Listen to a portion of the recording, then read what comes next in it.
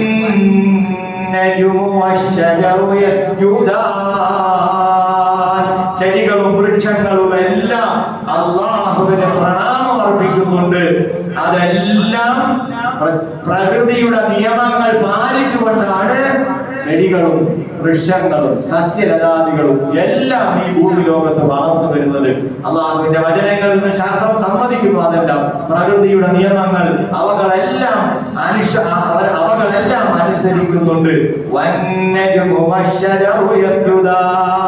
ചെടികളും വൃക്ഷങ്ങളും എല്ലാം അള്ളാഹുവിന് പ്രണാമം അർപ്പിക്കുന്നുണ്ട്. എന്നിട്ട് അള്ളാഹ് പറയുകയാണ്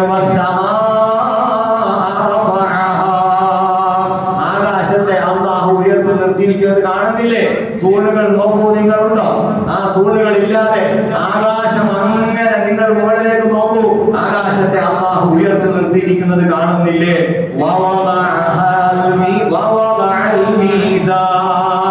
അതിന് അല്ലാഹു ഒരു സന്തുലിതാവസ്ഥ, ഒരു ഗുരുത്വാകർഷണം അല്ലാഹു അതിൽ സ്ഥാപിച്ചിട്ടുണ്ട്. ആ സന്തുലിത അവസ്ഥയിൽ അത് അങ്ങനെ ആകാശം അങ്ങനെ ഉയർത്തപ്പെട്ടത് നിങ്ങൾക്ക് കാണാൻ കഴിയുന്നില്ലേ? അതങ്ങനെ നിൽക്കുകയാണ് ആകാശം. നിങ്ങൾ നോക്കൂ. എന്നിട്ട് അല്ലാഹു പറയുകയാണ്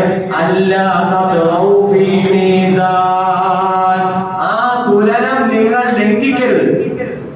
നിങ്ങൾ ആ തുലനം ലംഘിക്കരുത്. നിങ്ങൾ പ്രകൃതിയോട് ക്രൂരത കാണിക്കരുത്. വനനശീകരണം നടത്തരുത്. പർവ്വതങ്ങൾ തകർക്കരുത്. മാലിന്യങ്ങൾ കൊണ്ട് നിങ്ങൾ നാട് ബുദ്ധിമുട്ടുണ്ടാക്കരുത്. മലിനീകരണങ്ങൾ ഉണ്ടാക്കരുത്. മലിനീകരണങ്ങൾ ഉണ്ടായാൽ ഈ സന്തുലിതാവസ്ഥയ്ക്ക് തകരാറ് സംഭവിക്കും. ഓസോൺ പാളികളിൽ വിള്ളലുണ്ടാകുന്നു. മനുഷ്യന്റെ മലിനീകരണം കൊണ്ട് ആകാശം തകരും, ശാസ്ത്രം പറയുന്നു. അതുപോലെ സന്തുലിതാവസ്ഥ അങ്ങനെ നിൽക്കുകയാണ്. അള്ളാഹ് നേരത്തെ പറഞ്ഞു വെക്കുകയാണ്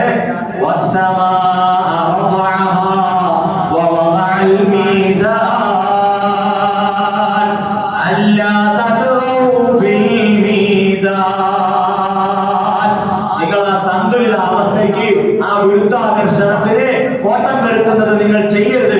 അങ്ങനെ ചെയ്താൽ അതെല്ലാം തകർന്നു പോകും. ഈ പറച്ചിൽ പറഞ്ഞിട്ട് അള്ളാഹു വീണ്ടും മനുഷ്യരോട് പറയുകയാണ് നിങ്ങൾ നീതിയോടെ വേണം അളവും തൂക്കവും ഒക്കെ നടത്താൻ. നിങ്ങളുടെ അളവിലും തൂക്കത്തിലും ഒക്കെ നിങ്ങൾ നീതി പാലിക്കണം. നിങ്ങൾ അളവിൽ കുറവ് വരുത്തരുത്. സന്തുലിതത്വം നഷ്ടപ്പെടുത്തരുത്. പ്രാപഞ്ചിക പ്രതിഭാസങ്ങളെ നോക്കി പ്രപഞ്ചം തകരും. സന്തുലിതാവസ്ഥയ്ക്ക് കോട്ടം വന്നാൽ അതുപോലെ നിങ്ങൾ നിങ്ങളുടെ ജീവിത മാർഗങ്ങൾ കണ്ടെത്തുമ്പോൾ നിങ്ങൾ അളവിലും തൂക്കത്തിലും കുറവ് വരുത്തി ഞാൻ നിശ്ചയിച്ച സന്തുലിതാവസ്ഥയ്ക്ക് കോട്ടം വരുത്തി കഴിഞ്ഞാൽ നിങ്ങൾക്ക് പരാജയം സംഭവിക്കും. അന്ന് അതിനോടൊപ്പം ചേർത്ത് നമുക്ക് മനസ്സിലാക്കി തരികയാണ്. എന്നിട്ട് പറഞ്ഞു ഭൂമിയെ മനുഷ്യ നിന്റെ വാസയോഗ്യ സ്ഥലമായി നിശ്ചയിച്ചിട്ടുണ്ട്. ഗ്രഹങ്ങളിൽ ഭൂമിയിലാണ് മനുഷ്യന്റെ വാസം. മറ്റ് ഗ്രഹങ്ങളിൽ ജീവൻ ഉണ്ട് എന്ന് ആധുനിക മനുഷ്യൻ ചൊവ്വയിൽ ജീവന്റെ വെളിപ്പെടുന്നത് കണ്ടുപിടിച്ചിട്ടുണ്ട് ശാസ്ത്രം. പക്ഷെ താമസിക്കാൻ ആളുകൾ പോയിട്ടില്ല. അവിടെ ഞങ്ങൾ താമസിക്കും എന്ന് വെല്ലുവിളി നടത്തുന്നുണ്ട്. പക്ഷെ ആരും സുഖമായി താമസിച്ചിട്ടില്ല. എന്നാൽ ഭൂമി എന്ന ഗ്രഹം അല്ലാഹു പറയുകയാണ്, ഗ്രഹങ്ങൾ അപ്പോൾ ഒരുപാടുണ്ട്. ഈ ഭൂമി എന്ന ഗ്രഹത്തിലെ വാസയോഗ്യമായിട്ട് മനുഷ്യന് കഴിയാൻ പറ്റൂ. അല്ലാഹു പറഞ്ഞു വെച്ചു. അതാ പറഞ്ഞത് മനുഷ്യ നിനക്ക് ഭൂമി വാസയോഗ്യമാക്കി തന്നിട്ടുണ്ട്. മാത്രമല്ല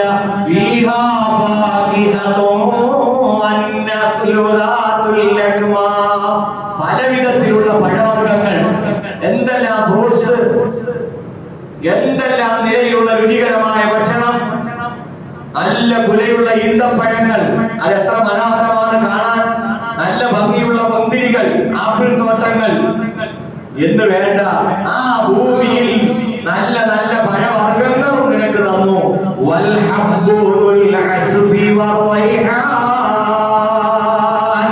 വൈക്കോലുള്ള ധാന്യങ്ങൾ തന്നു. സുഗന്ധ ഫലവ്യഞ്ജനങ്ങളും തന്നു. സുഗന്ധമുള്ള ചെടികളും അതുപോലുള്ള വൈക്കോലുള്ള ധാന്യങ്ങളും. വൈക്കോൽ നാൽക്കാലികൾക്ക് ഉപയോഗിക്കാം. അതിലെ ധാന്യങ്ങൾ നിങ്ങൾക്ക് ഉപയോഗിക്കാം. മനുഷ്യരെ നിങ്ങൾക്ക് തന്നു. നല്ല സുഗന്ധ വ്യഞ്ജനങ്ങൾ നിങ്ങൾക്ക് ഞാൻ ഈ ഭൂമിയിൽ മുളപ്പിച്ച് തന്നു. ഇതെല്ലാം പറഞ്ഞിട്ട് ആദ്യത്തെ ചോദ്യം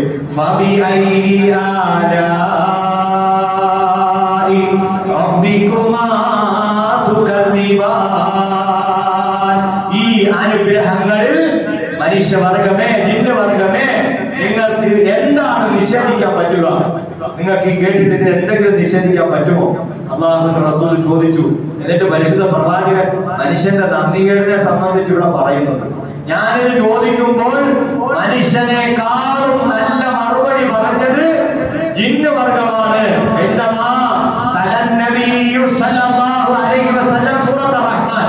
ഈ പരിശുദ്ധ സൂറത്തുർ റഹ്മാൻ അല്ലാഹുവിന്റെ റസൂൽ ഓതി അലൽ ജിന്നി മനുഷ്യന്റെ മേൽ കാനു അഹ്സന അവർ ഏറ്റവും നല്ല മറുപടി റദ്ദൻ മിനൽ ഇൻസി മനുഷ്യനെക്കാളും നല്ല മറുപടി അവർ പറഞ്ഞു.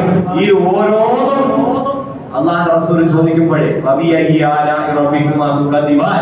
നിങ്ങൾ അള്ളാഹുവിന്റെ അനുഗ്രഹങ്ങളിൽ ഏതിനെയാണ് നിങ്ങൾക്ക് നിഷേധിക്കാൻ പറ്റുക എന്ന് ചോദിക്കുമ്പോൾ ആ ഓതൽ കേട്ട് ജിന്നുകൾ പറയുമായിരുന്നു വലാ ബിശൈഇൻ മിൻ ആലാഇക റബ്ബിനാ നുകല്ലിബാൻ ഞങ്ങൾ ഒന്നും നിഷേധിക്കത്തില്ല, ഞങ്ങൾ അള്ളാഹുവിന്റെ അനുഗ്രഹങ്ങളെ ഒന്നും നിഷേധിക്കത്തില്ല. ഫലകൽ ഹംദ് ഫലകൽ ഹംദ് ഫലകൽ ഹംദ് നിനക്ക് സ്തുതി അല്ലാഹുവേ, നിനക്ക് സ്തുതി അല്ലാഹുവേ എന്ന് ജിന്നുകൾ പറയുമായിരുന്നു. മനുഷ്യൻ അപ്പോഴും നിശബ്ദനായിരുന്നു എന്ന് അഷ്റഫുൽ ഖൽഖ് റസൂലുള്ളാഹി സ്വല്ലല്ലാഹു അലൈഹി വസല്ലം. പ്രിയപ്പെട്ടവരെ, പഠിക്കും സൂറത്തുർ റഹ്മാന്റെ ഓരോ ആയത്തുകളിലും ശാസ്ത്ര സത്യങ്ങളുണ്ട്, നമുക്ക് ചിന്തിക്കാനുള്ള കാര്യങ്ങളുണ്ട്, അള്ളാഹുവിന്റെ വലിയ ദൃഷ്ടാന്തമുണ്ട്. അതുകൊണ്ടാണ് ഖുർആന്റെ ഭംഗി സൂറത്തുർ റഹ്മാനാണ്. അനുഗ്രഹങ്ങളെന്ന ഒരു അധ്യായം എന്നും ഈ സൂറത്തുർ റഹ്മാന് പേരുണ്ട്. അള്ളാഹു കാര്യങ്ങൾ മനസ്സിലാക്കി അമൽ ചെയ്യാൻ തൗഫീഖ് നൽകി അനുഗ്രഹിക്കുമാറാകട്ടെ. പടച്ചവനെ, അല്പനേരം സുബഹി നമസ്കാരത്തിന് ശേഷം ഞങ്ങളുടെ ഇരുത്തം നീ കബൂലാക്കണേ അല്ലാഹ്. പടച്ചവനെ, നിന്റെ അനുഗ്രഹം കൊണ്ട്, പടച്ചവനെ നീ ഈമാൻ തന്നതുകൊണ്ട് ഈ പള്ളിയിൽ ഞങ്ങൾക്ക് സുബഹി ജമാഅത്തായിട്ട് നിസ്കരിക്കാൻ പറ്റിയല്ലോ അല്ലാഹുവേ.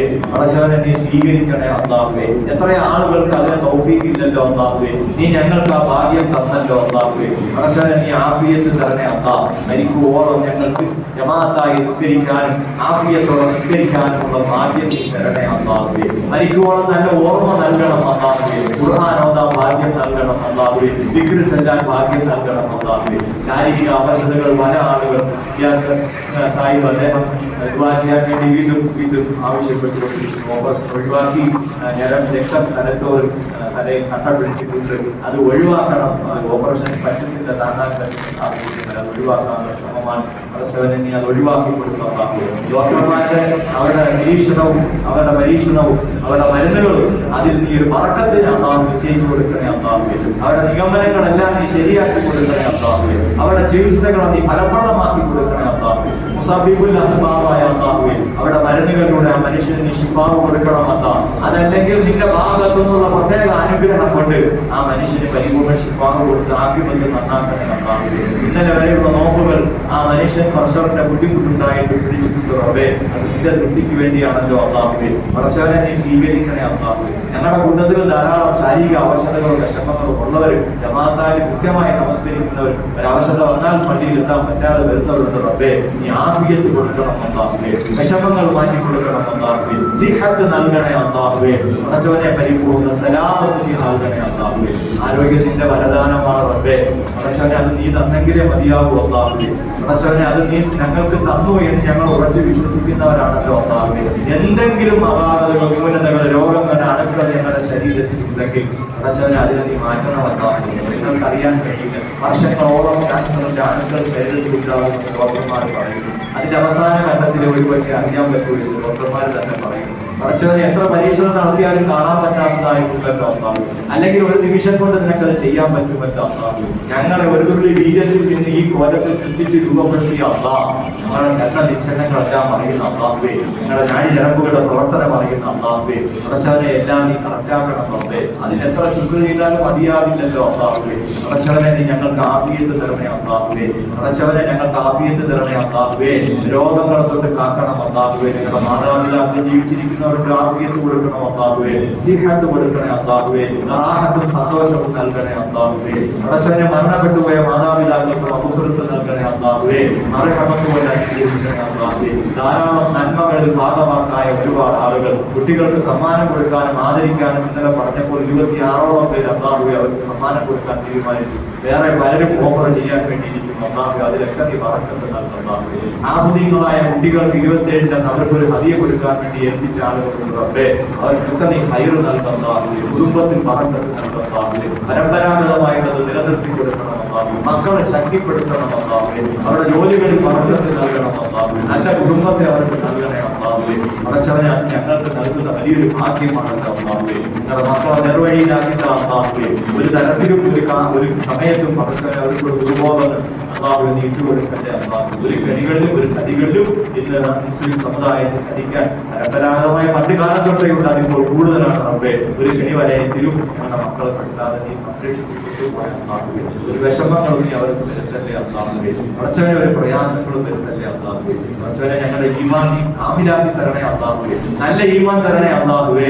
പടച്ചവനെ ആഖിബത്ത് നന്നാക്കണേ അല്ലാഹുവേ. ഞങ്ങളുടെ അവസാനം എങ്ങനെയാണെന്ന് ഞങ്ങൾക്ക് അറിയില്ലല്ലോ അല്ലാഹുവേ. പടച്ചവനെ നല്ല